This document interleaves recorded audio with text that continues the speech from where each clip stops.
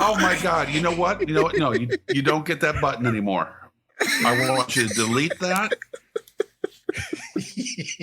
Never change. We're done. Play Andy off. We keep the shovel alive. Unbelievable. And welcome to another exciting edition of the Brain Ladle Trivia Podcast. I am your MC, Davo. With me today, we have Kels. Buenas noches. We have Andy. Hello, ladle brainers. And we have the Sensei Neil. Hey, everybody.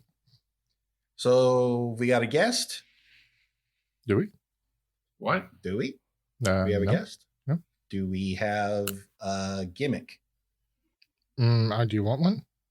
No, not really. I'm kind of in a mood for some old school Brain Ladle trivia time. Okay. I was actually thinking before the show we could play with like Man of Steel rules if you wanted to, but I'm not married to that idea. I think that would be just fine. Just keep it nice and calm for a mid-October recording session. Sweet. We can do that. So you ready to play some trivia? Mm-hmm. Let's do it. As you know, every week we have a theme, and within that theme, we've got 6 categories of 4 questions each. Each question is worth 10 points. I don't think I have any bonus points in this category, but or in this show, but sometimes I do. And then we've got a final question or set of questions, which is worth up to 100 points. I think I'm kind of slurring my words here a little bit. I haven't been drinking, but I am having a good time. I'm sorry. I don't know your enthusiasm. I don't know what's happening right now. All right. So today's theme was suggested by a longtime fan of the show, Ian Schultze. Hey, Ian. Also known as Dismas on our patron Discord. And what I started to call it things named after other people. But then I realized there's actually a word for that called eponyms. So Eponyms? Eponyms, yeah. Glad that was not a question. Yeah. Me too. So most of these questions are, I'm going to tell you about a thing and you tell me who that thing is named after or some variation of that. And remember that we do names with Jeopardy rules where generally the last name is acceptable. If you do give me a first name and it's incorrect, then you will get the question wrong. All right. All right. It's fair. How many Y's are in eponym? 1. Crap. Okay. How are you spelling it? It's EPONYM. It's okay. All right. Category 1 is science. Oh, crap. Science. Question 1. In 2012, experiments at the LHC at CERN in Geneva discovered a subatomic particle which causes some other subatomic particles to have mass. What is the name of this particle, popularly but inaccurately nicknamed the God particle? Rats. Oh, I was hoping that was... No. That's where I was going. I was like, this is the first one. Starting off with a big one. It wasn't named after God. Oh, yeah. I'm locked in. I want the name of the particle. So it's okay. It was all over the news 10 years ago. I remember a bunch of stuff that was all over the news 10 years ago. Locked in. I just feel like I'm going to mispronounce this. Same. I wish that was my worry. Well, the good news is Ian also pointed me towards a video where I got a couple of new sweep clips. So not that I'm hoping that you guys sweep, but you hope every week, man. We know you. This is a sign of a good question.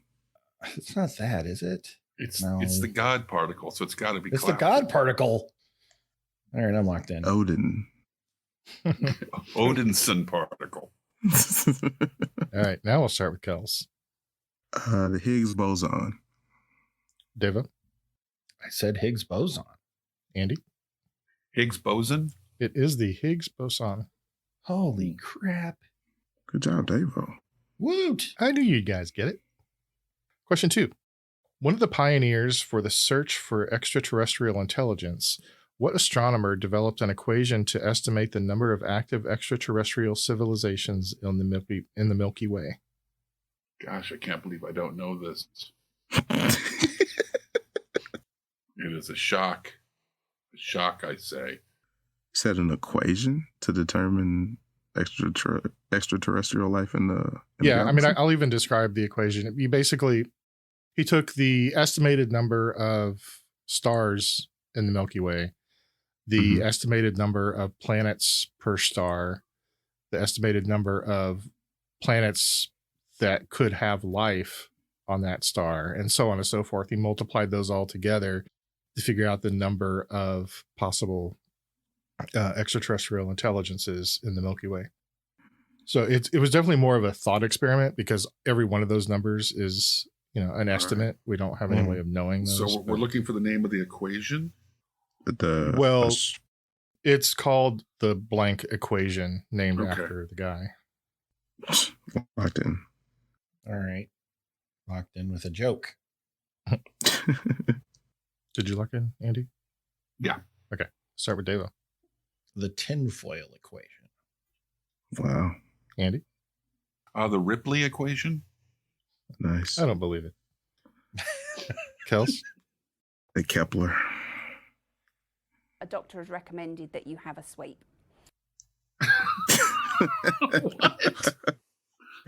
What? Okay, well, that's one of them. We'll see. I how like that one. It's quaint. The astronomer's name is Frank Drake. Frank Drake. That's a video game character name. The Drake equation. He's a vigilante. Nathan Drake is the dude in what's the property? Oh, it just made a movie with Tom Holland. Uncharted? Yeah. I bet that dude in that movie was named Frank. What's his older brother's name? Jesse. Oh, you can carry on. I'm just looking up if I'm right. If it was a video game character. Well, if I don't wait, then you're going to ask me to repeat the question. So Right. Then you're just going to wait. That's a good idea. You're not good at multitasking. What? I'm gonna watch new Deadpool. Can't even. Trailer. He wasn't named Frank. Crap. Okay. Glad we got that resolved. Question 3. The massive pendulum installed at the Pantheon in Paris is named after what physicist who conceived it as a way to demonstrate the Earth's rotation? Oh. This is another one that I'm pretty sure I'm going to mispronounce. I'm locked in. It's French. Yeah. So you're gonna. The key with French, I think, is pronouncing every letter. I don't think that's the key to that ain't it, Andy. Maybe that's why I'm so locked in. mightily in French. It's the key is to just say it in a French accent. Oh, Exactly. really? There you go. Get The that. massive pendulum extended at the Pantheon in Paris. Quoi? Good job, Andy. I knew you had it in you. And you said you didn't know any French. Wow. Locked in. All right, let's start with Andy. Foucault? Kels Foucault. and Davo. Brahi. It took me a second. I like it. The physicist's name was Leon Foucault. What Kels said. Foucault. Yep. I only know Michel Foucault. Michelle, my belle. There you go. Tied in with the Beatles. Good. On the third question. Question 4. In 1975, what former Intel CEO predicted that the number of transistors in an integrated circuit would double about every 2 years, a prediction which has more or less come to pass? Oh, let me try to go through my list of Intel CEOs that I know. Well, see, I was kind of thinking that you might go through the rules of thumb about the number of transistors on the. Maybe that's just something that Nerds know. Yeah. Well, Do they still use the tubes? For transistors, no, I don't think. Huh. I think transistors and tubes are mutually exclusive. Huh. That's weird. I'm locked in. This is going to be a rough show. Yeah. No. Jeez. I'm locked in. All right, let's. You know what? I haven't locked in, Okay. but since you want to move on so quickly, I'm No, gonna you bring out usually- Ray Guy. I usually gonna bring wait, out special and teams. then you tell me that you're locked in anyway, and so I just assume you're a fast locker sometimes. Premature Premature lockage. lockage. Mostly. Yeah, but in this case, no lockage at all. All right, Bringing Kels, in Ray Guy. what do you got, Kels? Jesse CB. Davo? Ooh. McLeod. And Andy. Now Ray Guy comes in for his first punt of the day. Kick is away. There's a high twisting hang time spiral. You know what? Now that I've used my punt, and I'm sure I'm not going to know half of these, McLeod is going to be my go-to answer. McLeod. I thought you'd like that. So after you've had a sweep, you might get some mild cramps. Yeah. See, I think that was better. And we almost lost Davo. God, right in the middle of drinking. Yeah. Oh. When are you not in the middle of drinking? I'm like, why would you After do that? all, it You is know a we got it Tuesday. wrong. You know we got it wrong. I You thought- got I was- quiet, and now you want to drink. It got No, quiet, something's laughing. and then I thought it would be a simple, not hilarious sweep. And You It either was gonna get that or hilarious. sha-la-la-la. It's one of the two. Neither one is Yeah. safe to drink around. No, they're not. Holy moly. Oh. The correct answer, though, was Gordon Moore. That's Moore's Law. That's more.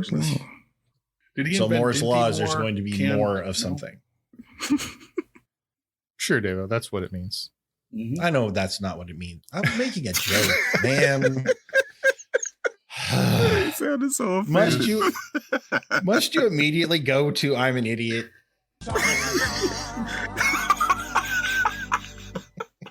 It is the first category. Of a All very right. long- At the end of category 1, Davo has 10. Kels and Andy have 20. Yeah.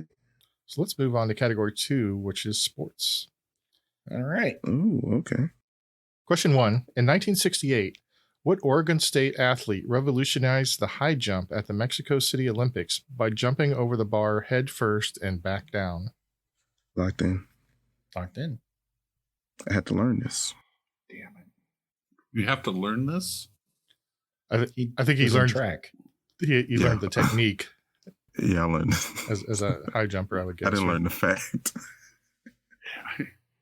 That seems like that'd be really hard to do, honestly. It is.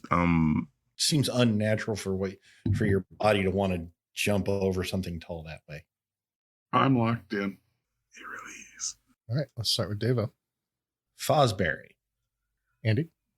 When I think jump, I think Van Halen. It's the Van Halen jump. Yeah. Kels? Fosbury.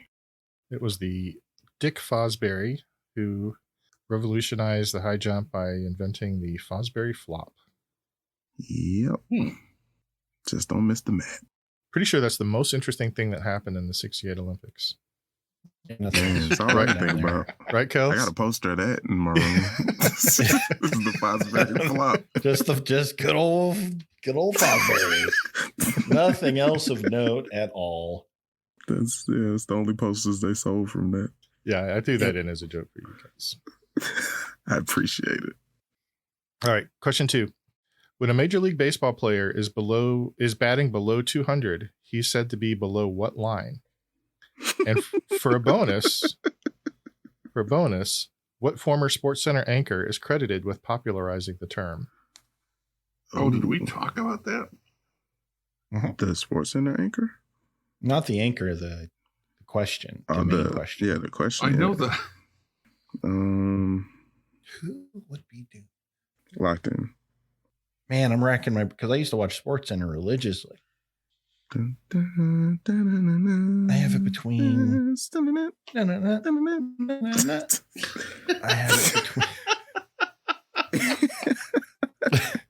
I have it between two. So it's not the Allison line. No. If a major league hitter was hitting below the Allison line, they wouldn't be a major league hitter for long. Right. What's up? I'm gonna, man.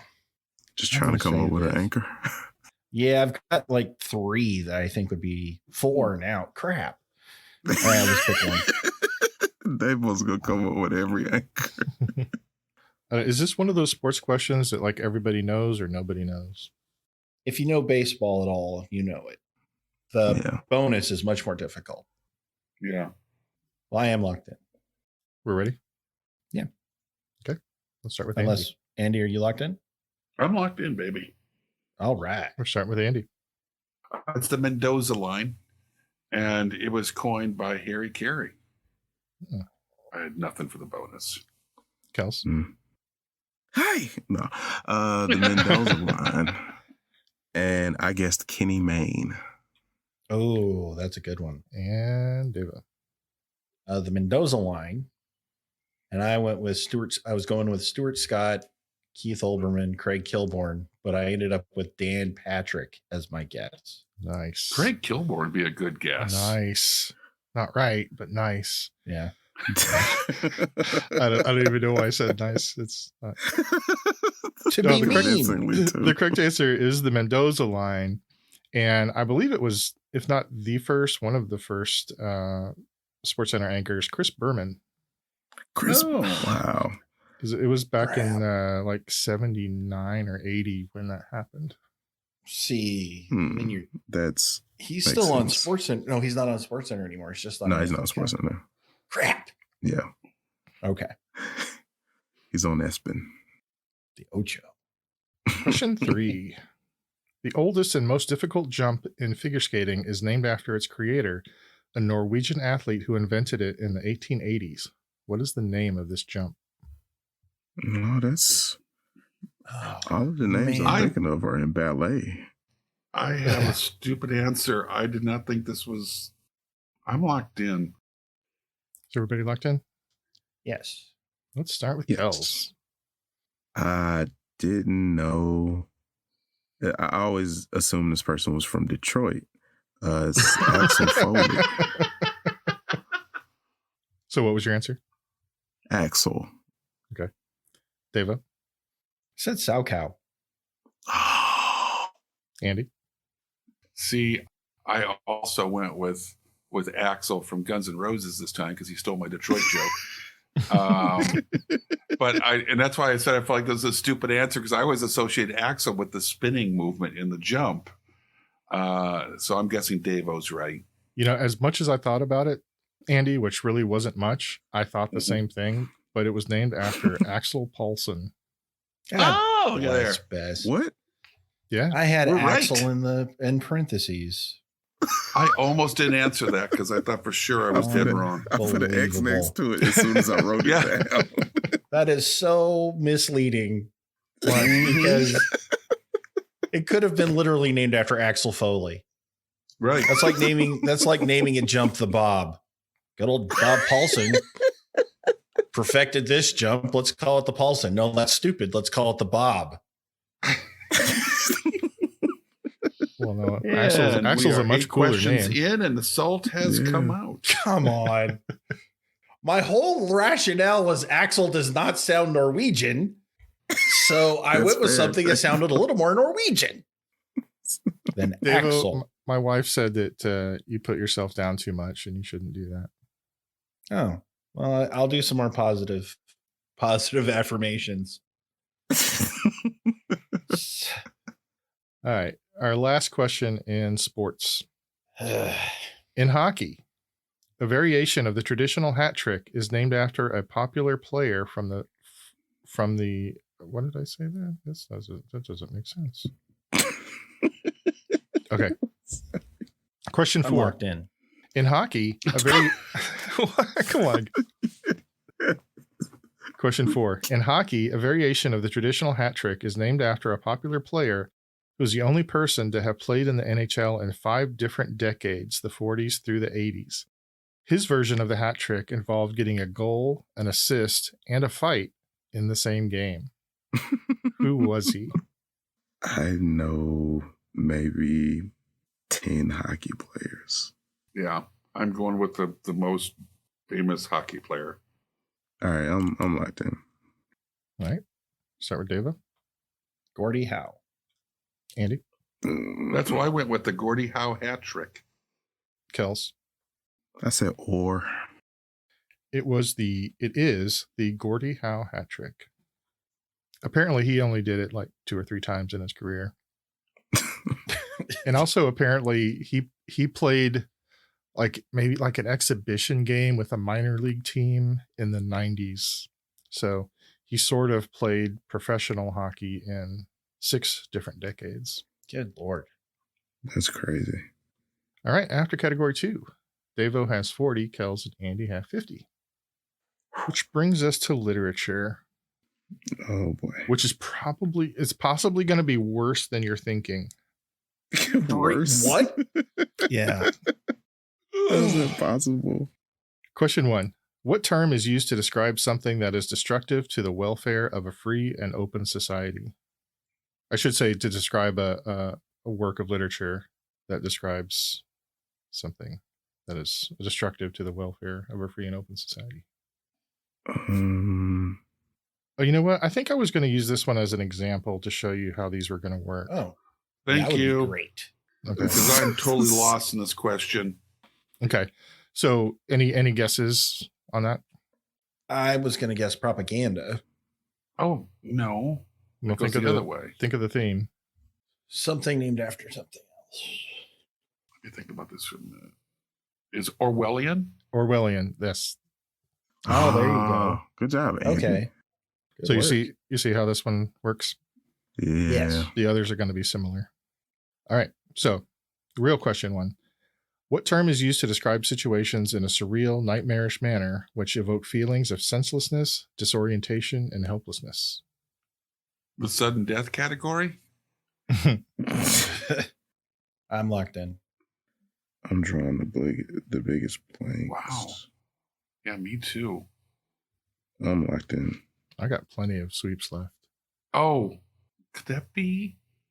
I'm glad you get to shine this episode. Locked in.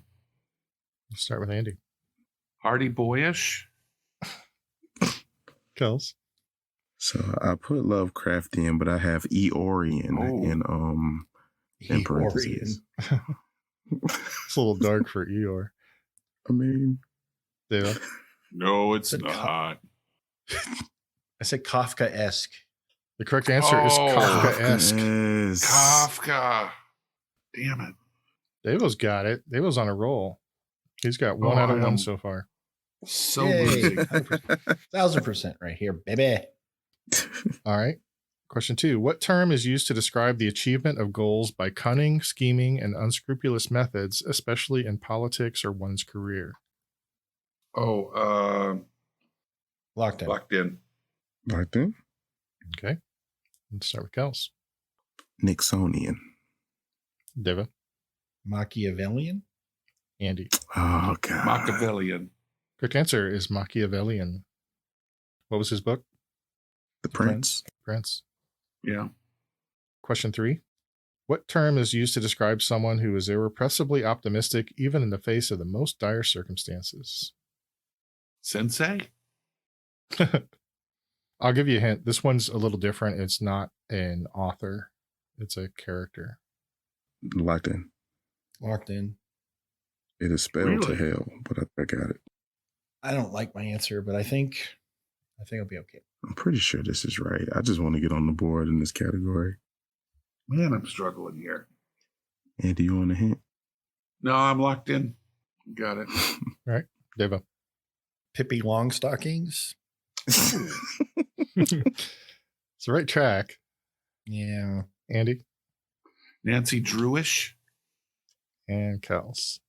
It's Don Quixote, I thought. So When and don't know how how you you said it. sweep is a vital part of curling.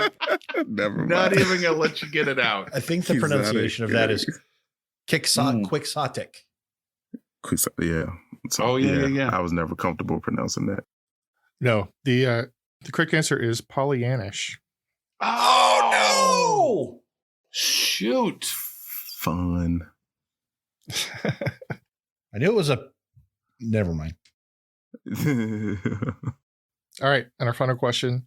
What term is used to describe the poverty, social injustice, and general environment of Victorian England? Locked in. Locked in. Lock in. Lock in. Whoa. I like a lock in fish. Locked in, please. All right. I was trying to do two things at the same time, and my mouth. Busy here, still doing stuff. I'm locked in. Haru. God. Andy, what do you got? Dickens-esque. Kels Dickensian. Oh. and Davo. Dickensian. I'll give it to you, Andy. The Thank answer you. is Dickensian. You got the author. I knew it had to do with Dickens, and I couldn't quite. I knew Dickens-esque wasn't right, and I couldn't come up with it. Yeah, but I mean, Dickens-esque gets the same It means the concept same across. thing, So, but Yeah. essentially. all right. At the end of category 3, Kels has 60. Davo and Andy are tied at 70. Woot. Wow. Category 4 is movies, Oh. specifically biopics. Oh. So what I did, I've been planning this episode for a few weeks. So when I do some of these categories, I like to go watch the movies. But as you guys know, I don't think I mentioned it on the show, but I had COVID a few weeks ago, so I was pretty out of it, taking a lot of like cold medicine and stuff. So I may not have gotten all the details of the movie correct. Here we go. So I'm going to tell you what I remember from the movie, but I may be describing characters from different movies by the same actor or stuff like that. So anyway, do the best you can with this. Question 1. Somebody that I got confused for Katharine Hepburn for some reason hired a undead pirate as her bodyguard, then cut her hair and claimed to be a virgin. We're looking for the title of the film. Right. And keeping in the name or, the theme of the show, the names of the films are all someone's name. Right. I'm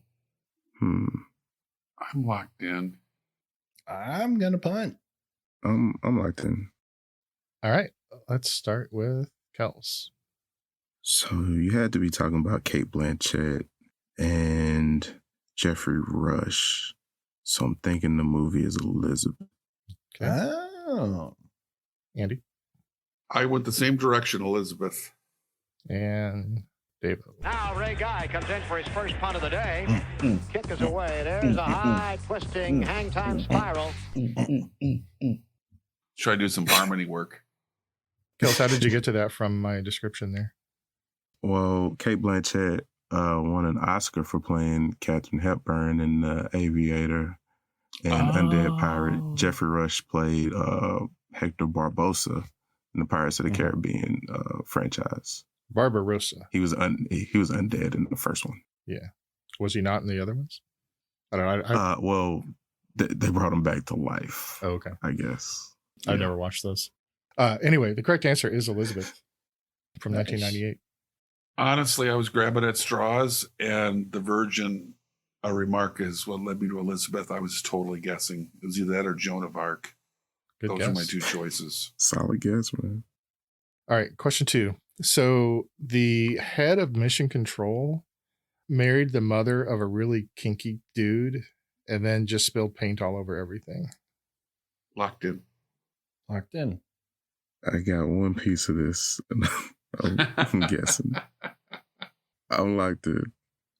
All right. Andy, Pollock. Davo, Pollock. and Kels. I'm so glad we're talking about Apollo 13, Ed Harris. Mm-hmm. Yeah, Pollock. Okay. Bad painting is not an option. And who was the other So Marcia Gay Harden played Christian Grey's mother in the 50 Shades movies. Oh, wow. I didn't know any of that. So I was going off I wouldn't have got it. I'm a really kinky dude. It's just the paint on everything. I was like, Yep. Jackson Pollock. Yeah, Mission I thought that was Control. kind of going to give it away. Just spills paint all over everything. All right, so question 3. In this movie, I think he was a corrupt stockbroker. He teamed up with some baking soda, and they tried to blackmail hippies and radicals, I think. What? Say that again, please. Yeah, so this dude who was, I think he was a corrupt stockbroker, he teamed up with like a box of baking soda, and they tried to blackmail hippies and radicals. Now that I say it out loud, it sounds dumb. Yeah, it does. But I was on a lot of drugs at the time, so Yeah, those pain meds, those cold meds get you. I'm locked in. I'm like that. Oh, there. There. I would like hold that. on. I would hold like on. that one a Hold on. lot. Hold on. What is? Oh crap! I'm losing. Oh my god! This is American history. What's his name? Locked in. okay. Davo, Hoover.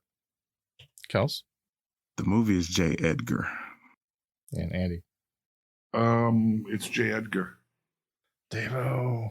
That's okay. I didn't know the name of the movie. I thought it was Hoover. But you got the person. You did get the person right. But Yeah. the movie was J. Edgar. So I'm afraid. I'd give him Okay. half credit. Yeah, okay. You're right. I think he should get half credit. I'll give you half at credit, least. Davo. Okay. I'll give you some Thanks. pity points. Yay. The Army Hammer.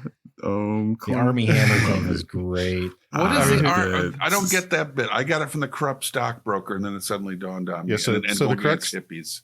Yeah, his name is Armand Hammer Jr. Oh, Yeah. there it is. And the corrupt stockbroker, of course, is Leonardo DiCaprio, referring to Right. Wolf of Wall Street. Mm-hmm. And then the blackmailing hippies and radicals, that's just Yeah. J. J. Edgar. Edgar. B and J. Edgar. Yeah. Okay, finally, this one might be hard. A guy from the Spanish Inquisition claimed to murder his rival, a musician who was a freshman pledge at a less than reputable frat house. God, that's the dark version of Animal House. I am lost on this one. I'll give you a breezy mode for half Yes, points. please. Breezy. Yeah, I'll take the breezy mode. Okay, so again, I don't know how helpful this is going to be, but Andy was on the right track. The less than reputable frat house was Delta House from Animal House. What? Well, that's the only part of it that I was That's very breezy. confident about. That's Well, I didn't plan on a. no, I understand. It's just I can give you a hint. Andy said something correct. But I've never seen Animal House. I'm locked in. I'm locked in. I'm locked in. All right, let's start with Andy. Indiana Jones in the Delta House. Deva Turner and Hooch. and Kels. Robin Hood Men in Tights. Sweep the leg. You have a problem with that? All right, so the guy from the Spanish Inquisition was in a movie called The Name of the Rose with Sean Connery. His name is F. Oh. Murray Abraham. Amadeus. The freshman pledge at the less than reputable frat house was Tom Holtz, who played Pinto in Animal House in the movie Amadeus. Wow. Oh, come on and rock me, Amadeus. That was a good one. Thank you. Yeah, that was solid. It was a little deep. I mean, I actually thought F. Murray Abraham had done something that was a little more recognizable, but he's more of a bit player. And the only thing I saw that he kind of co-starred in was The Name of the Rose, which I don't even know if I heard of, much less saw. I watched it. It's fine, but geez, it's a long time ago. I mean, Last Action Hero.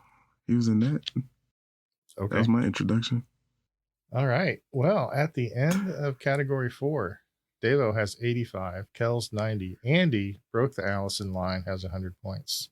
How Woo! could I be winning? I feel like I'm barely keeping up on this one. Category 5 is mythology. Oh boy. Damn it. My Achilles heel is not knowing mythology. Ooh. I You hope may that's have the just first you question. may have just See given what I away. did there? I hope that's the first question. Please be the first question. It's not. Question 1. What type of geological feature is named after the Roman god of fire? Locked in. Locked in? Oh, okay. That was going way over my head. I'm locked in. Gosh, I need sleep. All right, Davo. A volcano.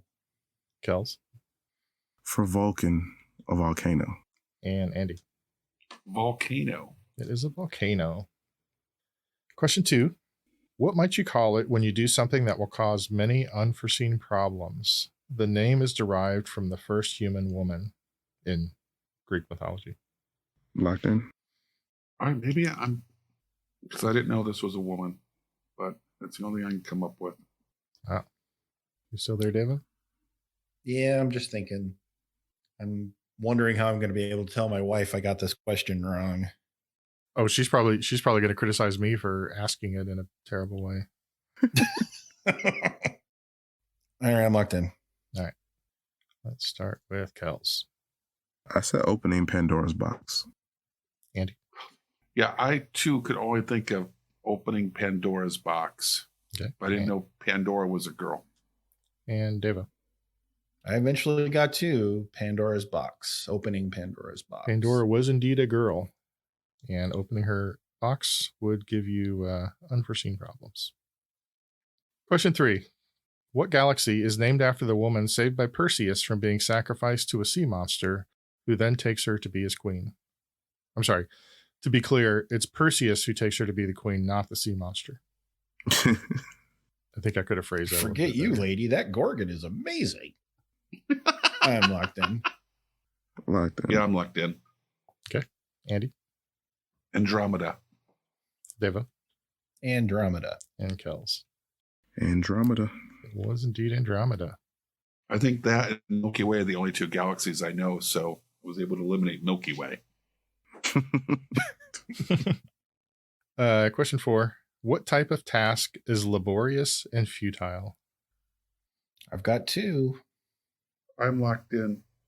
But no, it's not a name. I'm trying to think of how I'm you locked in. turn this into a. Yeah. All right, I'm locked in. Shoot, who did that? If you just tell me then the person it's named after, I'll give you credit. Thank you. Yeah, I'm locked in. I'm locked in. Okay. Let's start with Deva. Sisyphus. Kels, Sisyphus. and Andy. It's pushing that boulder up the hill Kate Bushian. with Herculean. Well, That was I had that in parentheses. it is a Sisyphean task named after Sisyphus. It's not Sisyphusian. Not to my knowledge, no. Okay. Was he the one pushing the boulder up the hill? Yeah. Yeah, only for it to roll back down. roll I back have to down, do it yeah. all over again. Yep. All right. At the end of category 5, we have a really close game. Davo has 125. Kels and Andy have 130. Insanely. Holy mackerel. All right. So our final category is food. No. I know a cereal that's going to come up named after a war hero.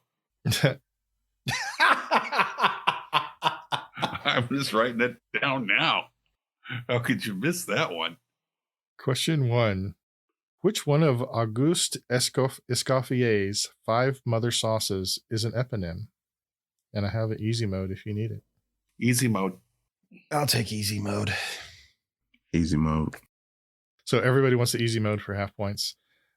Easy mode it's a white sauce. Me running. Wow. All right. That seems Wow. awkward. Heavy Locked in. on the swears. I'm locked in. Because I routinely make this. Okay, I'm locked in. Andy, There's a little bistro down the street from the school that I eat at all the time called McDonald's. And the Big Mac has a special sauce. I think that's probably what we're talking about. Is one of the 5 How sauce. dare you? All right. Well, that's an answer. David Bechamel. and Kels. Oh, I said hollandaise.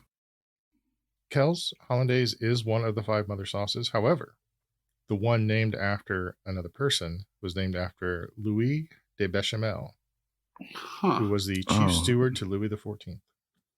Oh, not Billy Hollandaise. Billy Hollandaise.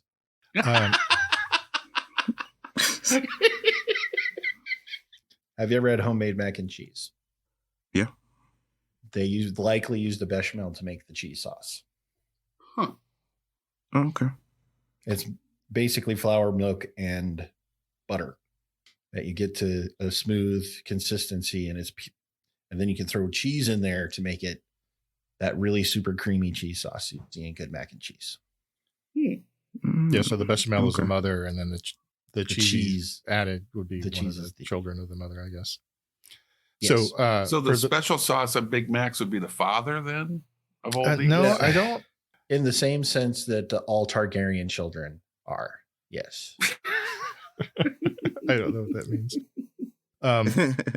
So just for completeness, the other mother sauces, Davo, do you know?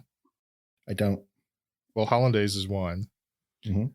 There's the veloute, tomato, and espagnole.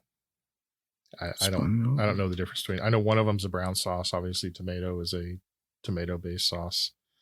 Hollandaise is kind of, I guess, Yellow. mustard. Yeah, it uses mustard. It's a bechamel with mustard in it, basically. Yeah. And veloute, I don't know, maybe a brown sauce.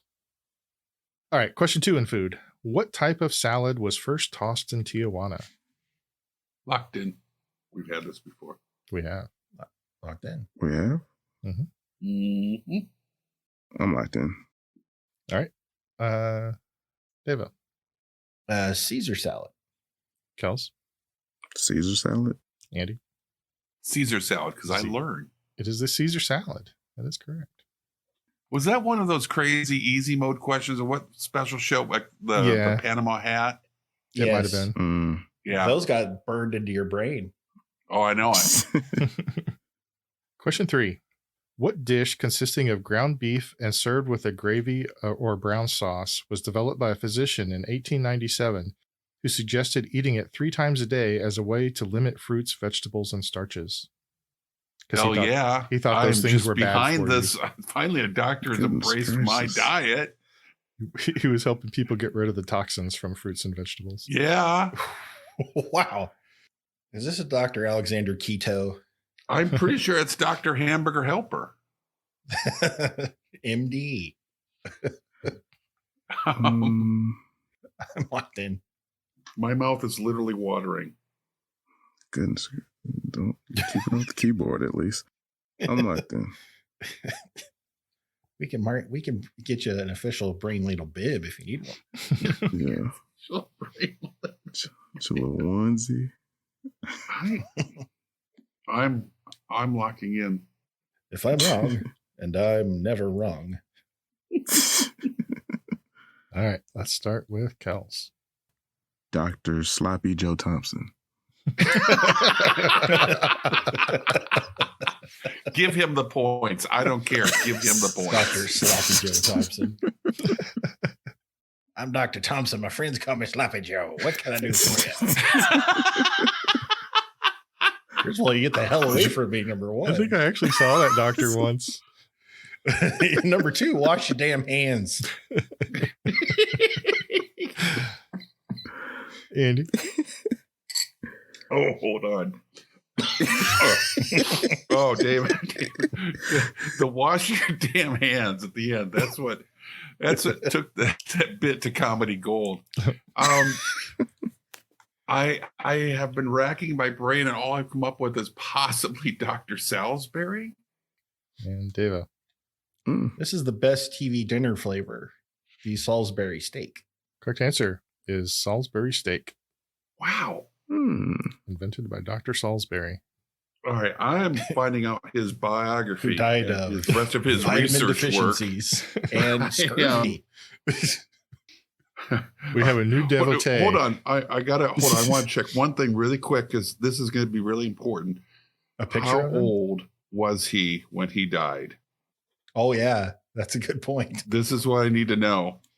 Born in 48. 1823, died in 1905. Whoa. That's a long, happy life eating ground beef. Considering the 3 times a day. medicine back then, 1823. It's 18 short of 80, he was 82. He's 82. Hell yeah. And he was probably smoking cigarettes and drinking whiskey. It was the 19th century. Come on. According to Wikipedia, he believed vegetables and starchy foods produced poisonous substances in the digestive system, which were responsible for heart disease, tumors, mental illness, and tuberculosis. Yes. And being regular. He based it on human dentition or human teeth, which, according to him, demonstrated that humans were meant to eat meat and sought to limit vegetables, fruits, starches, and fats to 1/3 of the diet. Wow. He was basically the first, what was it? What do they call it? Paleo diet? Yeah. He was kind of keto or Atkins or low carb. Yeah. Atkins was a wuss compared to this guy. This guy is a genius. Yeah. He was like, you should eat Salisbury steak 3 meals a day. Mm-hmm. All right. So we have one question left in our regular rounds. So Ben & Jerry's has had several ice creams named after real people, but one of the tombstones in their flavor graveyard has an epitaph that reads as follows. Did you know they actually have, if you go visit their factory, they actually have like this ground set aside where they have actual tombstones for some of their old flavors. Wow. All right. That's a little weird. Yeah, it is. But so this is a fictional character that they had this ice cream named after. So what I'm asking for is the name of the ice cream. If you can only tell me the name of the character, I'll give you 3 points. Okay. Here is the epitaph. Fans of the flick about a gawky high schooler thought the flavor we made could have been a lot cooler. Gosh. If we'd been quicker at reading their thoughts, we'd have realized they wanted a flavor with tots. What? I'm locked in. I'm gonna go for it. Locked in. Same. I'm locked in. So let's start with Kels. Neapolitan dynamite. Andy. Blueberry Bane. And Davo. Neapolitan dynamite. Correct answer, Neapolitan dynamite. Yes. Good job. How is Neapolitan dynamite back? I broke you. Come get some dinner. Fat law. Get some dinner. He was so mean to Tina. Eat the food. It's just splat. Man. So, by the way, Neapolitan dynamite, I believe, was half cherry Garcia and half like some kind of chocolate fudge flavor, because they don't really do vanilla. So I would eat that all day. probably because I was researching this, I got a news article recommended to me the other day about. I didn't read the article, but it's something about an underground like shadow currency around in the area around Ben & Jerry's factory in Vermont, because apparently if you're an employee there, you can take home up to 3 pints a day of they call it seconds. So it's like not like if the mix isn't quite right, or there's they make too much or whatever, they don't get to take the real stuff home, but they take really good stuff home. No kidding. And apparently there's some sort of shadow economy where people are using this stuff. That's what I gathered from the artiple. Sell you some of this Cherry Garcia second for some cigarettes. And apparently grocery stores up there have a hard time selling ice cream for some reason. No kidding. All right. After our regular categories, I have Kels with 150, Andy with 150, and Davo with 160. Wow. Ooh, This is Davo. crazy close. Running away with it. Well, one step ahead. Getting to the scary part now. Yeah.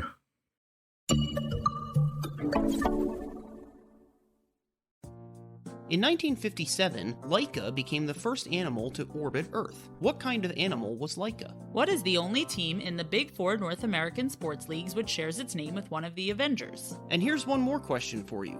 Are you the type of person who enjoys playing trivia games, learning new things, and having a bit of fun along the way? If you are, or if you just want to find out the answers to those other questions, then our podcast, Quiz and Hers, might be right up your alley. Each week, one of us writes new trivia questions for the other person, covering everything from science to history to pop culture to sports. And every question in a game relates to some theme, like Game of Thrones, internet memes, sandwiches, or animals in space. Some of the themes make more sense than others. So if you like trivia, learning, or real couples testing each other's knowledge and patience, check out our podcast, Quiz and Hers, part of the Big Heads Media Podcast Network. Quiz and Hers, the trivia podcast where we test each other's knowledge and the strength of our relationship.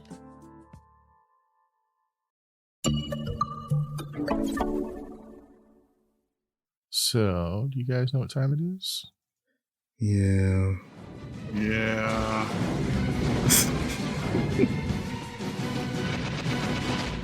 Sudden death. With gravy. I wish. So this is another one. I didn't know how to order these to make them from easier to harder. So I just listed them the way I wrote them. Well, if it's anything like last show, I'm going to flip my friggin' desk. Yeah. All right. But anyway, these are geography questions. Oh, hell. Come on. Question 1. What river is named after a mythological Greek tribe? River? Locked in. God, I hate you. David knows this one. Mythological Greek tribe? Honestly, I did move this one up to the top because I thought it was the easiest one on the list. Really? Uh-huh. Really? Are they also? Is it also the name of a famous rock band? No, probably not. It's a real river. I'll give you that big of a hint. It's a real river. It's a It's the Greek tribe that's mythological, not the river. I got nothing. I think I'm out of here. David's being quiet because he's thinking he just won this thing. Yeah, I mean it's pretty safe. I'm locked in with just a total random. Yeah, why not? All right, so let's start with Kels. Pygmy. Andy Nile. and Davo. The Amazon. Correct answer is the Amazon. Of course. Didn't even look at it. Oh, that hurts so much. Honestly, I really did think that you guys would be like, "Oh, that's the Amazon." And I wasn't even on that side of the world. Wow. Oh, that stings. It's one of the biggest rivers. Oh, damn it. all right, well, Davo, it's all Good job, you now. Davo. Thank Good you. win. Let's see how far you can go with this. Okay. Question 2. There are 2 world capitals named after American presidents. One is Washington, D.C. What is the other one? Monrovia. It is Mhm. Monrovia I would in have known that one. Liberia? No, that's free. No, that's not Liberia. yes, Liberia. Yeah. Question 3. Christiansted, Frederiksted, and the capital Charlotte-Amalie are all towns in what U.S. territory? I picked those towns because they're all named after people. So Yeah. The Virgin Islands. it is the U.S. Virgin Islands. Yay. Question 4. What Michigan town was named after the founders' wives and for the stands of oak trees nearby? I know this one. Wow. Sault Ste. Marie. False. Ann Arbor. This is Ann Arbor. Oh, that's a good call. There you go. That's a good Dang one. it. Both of the founders' wives were named Anne. And I just Arbor Day Yeah. connection. All right. Well, so that means our final scores are Kels and Andy with 150 and Davo with 190. Well played, Davo. Thank you. You guys want Thank to you. finish up these questions since I wrote them? Yep. Let's do it. All right. So, question 5: what is the only country in the world named after a woman? We've talked Saint about. Lucia. Yeah, we've talked about this one on the show too. That is correct. Question 6: what 17th century British explorer has a river, bay, and a strait named after him, as well as a very old company? Yeah. Hudson. It is Hudson. Do you know how old the Hudson's Bay Company is? No.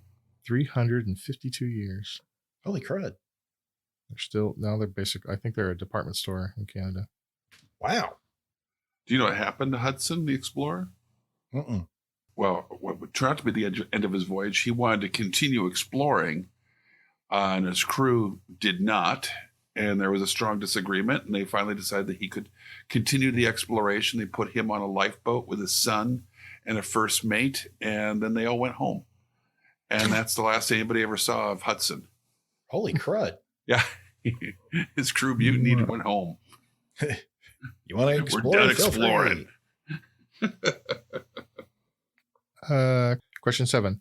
The county seat of Carbon County, Pennsylvania, was renamed in 1953 after the death of what Native American athlete?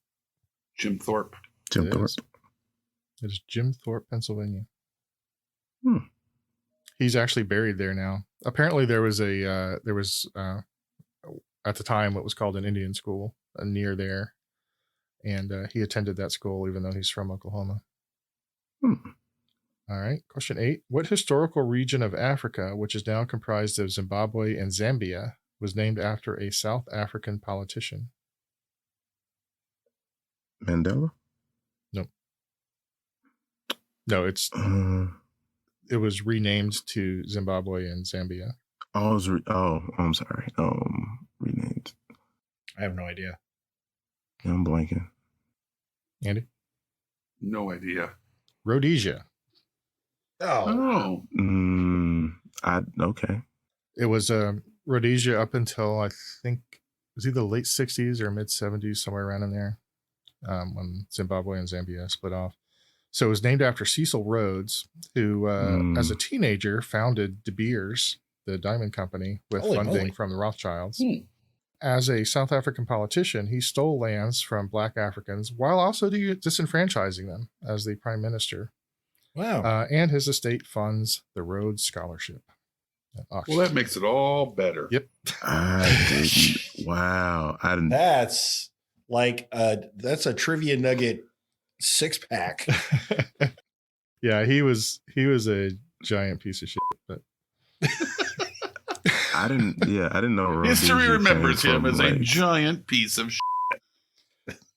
They're actually apparently there are people that kind of defend him and say he wasn't like a real racist and that he didn't think that Black people were inferior.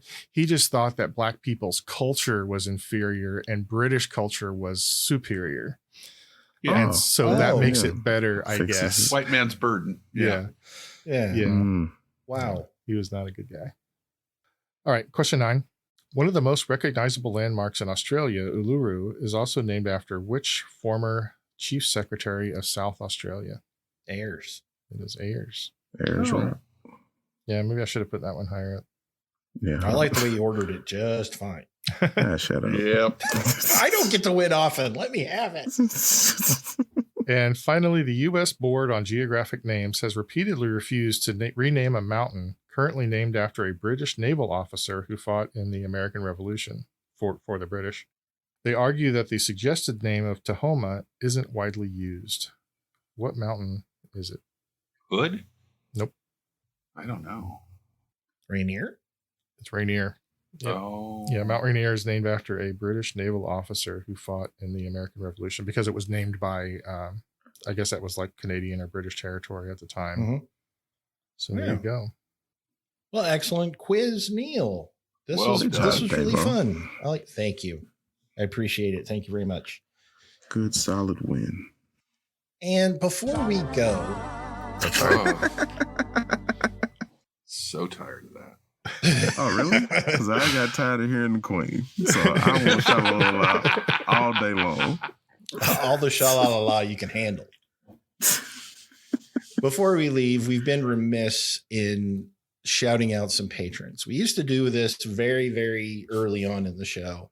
We kind of got away from it, but I'd like to shout out a handful of our wonderful patrons for being our biggest supporters. The reason we can do this show, we can't say enough nice things about y'all. So thank you, Caroline. Thank you, Heather. Thank you, Nabil. Thank you, Leanne. And thank you, Madeline, for all of your support. We hope to continue this, shouting you all out as the episodes continue. And hopefully the list will get too long for us to shout you all out, and we'll have to do something like they do on YouTube, which is a big wall of text. So just imagine in your brains, every ladler out there, a giant wall of text that's just supporters. Are you doing it? Okay, good. So from all of us here at the Brain Ladle Trivia Podcast, this is your MC Davo with Kels. I'd like to share a quick exchange between David Ruffin and Otis Williams. I'm the one selling the records. They coming to see me. They're coming to see the Temptations. Ain't nobody coming to see you, Otis. I just wanted to say that. I would have gone to see Otis. Andy. So long, little brainers. Remember, Dr. Salisbury says, eat your meat.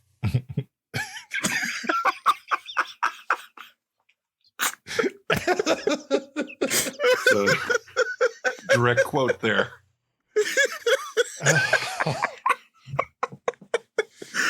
I'll tell you what, I'm getting his portrait to hang in the dining room. He is my new hero. Oh my gosh. And the Sensei Neil. I was born 6 gun in my hand, behind a gun I'll make my final stand. Hey, that's why they call me Bad Company, and I can't deny. Bad company till the day I die. You get it? I get it. It's an eponym because Bad Company sang the song Bad Company, which has the words Bad Company in it. What you could album have is gone that with on? Big Country, and their hit Big Country on their On the album, album. Big Country. That was on my list. There's a few. There's a number of them. Signing off.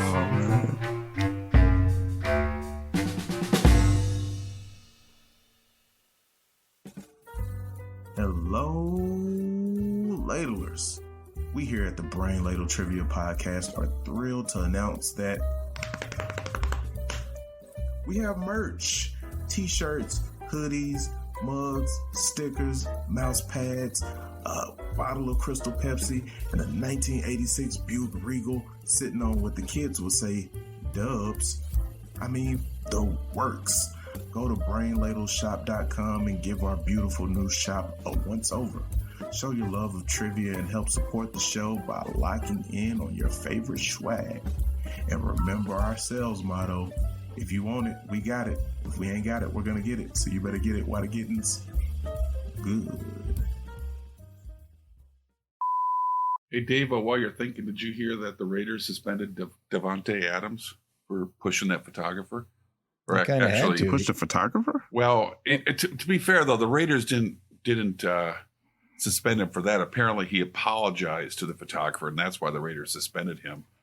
He was supposed to say, say my name, bitch, or something like that. That's the Who Raiders. suspended on the ghost of Al Davis? By the way, she also, when I told her the other day about the wrestling episode, which she never listened to, she said that she liked Andy a little bit more. Aw, Wow. thank you. So Because Andy, judgy. those who don't know, Andy went literally scoreless in a wrestling episode early on. Sometimes there's dignity in losing.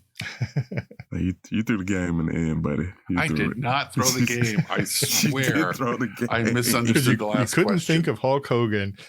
You threw the game. Swear. I forget what the confusion was. And part of it was, and this is quasi throwing. Part of it was I had stopped paying attention and was grading papers. But genuinely, I did not throw the game. Genuinely, I forget the misunderstanding, but I misunderstood the last question because I can name Hulk Hogan, Captain Lou Albano. If I remember right, wasn't it wrestlers that were on Mr. T's? Yeah, in the cartoon. Cartoon, yeah. Yeah. Okay. Something like that. Yeah. Anyway. I had no idea. There's a craze that I've seen going around on the internet, which is the best place to see these things, where people are literally eating pounds of meat a day. Pounds? Like pounds. It's like their diet is just meat. And is it The Rock?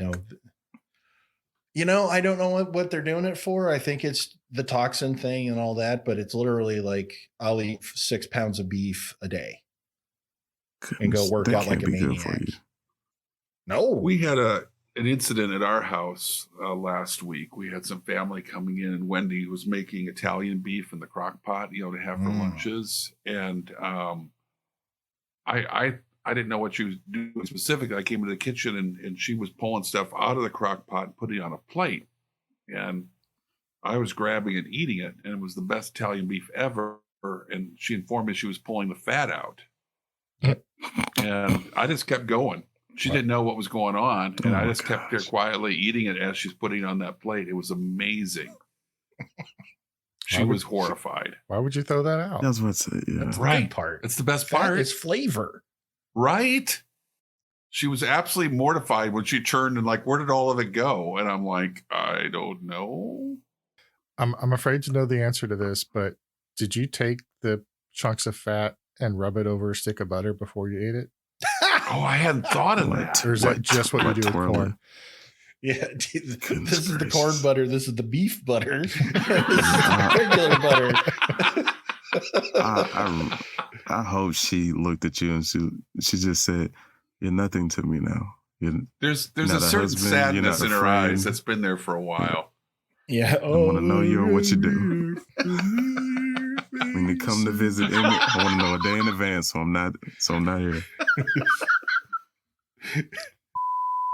The preceding podcast was presented by Brain Ladle Productions. All rights reserved. Sure, come get this baby.